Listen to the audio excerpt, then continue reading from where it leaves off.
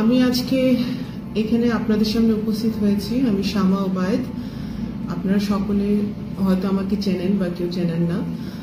আমি এই কথা বলতে এসেছি যে দীর্ঘ 17 বছর পরে আমরা ছাত্র জনতার আন্দোলনের মধ্য দিয়ে সমগ্র জনগণের ত্যাগের মধ্য দিয়ে কিন্তু আমরা একটি নতুন বাংলাদেশ পেয়েছি। এই নতুন বাংলাদেশে আমরা সকলের পক্ষ থেকে, সকলের জায়গা থেকে একটি নতুন বাংলাদেশ করার জন্য কাজ করে যাচ্ছি।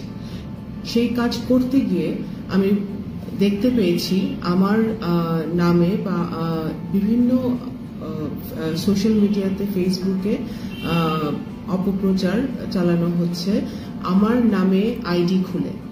আমি পরিষ্কারভাবে বলতে চাই যে আমি শামা ওবায়েদ। আমি যেই ফেসবুক প্রোফাইল থেকে আজকে কথা বলছি আপনাদের সাথে, এই প্রোফাইল ছাড়া আমার কোনো ফেসবুক আইডি আপাতত নেই।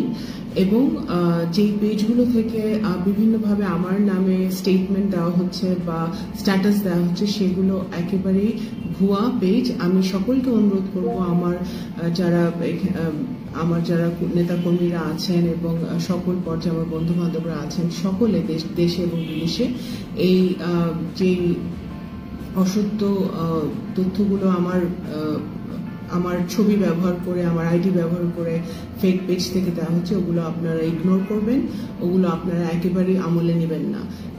অতি শীঘ্রই আমি এই অসত্য তথ্যগুলোর বিরুদ্ধে, এই ফেক যে আইডিগুলো আছে এগুলোর বিরুদ্ধে আমি আইনগত ব্যবস্থা নেব। ধন্যবাদ।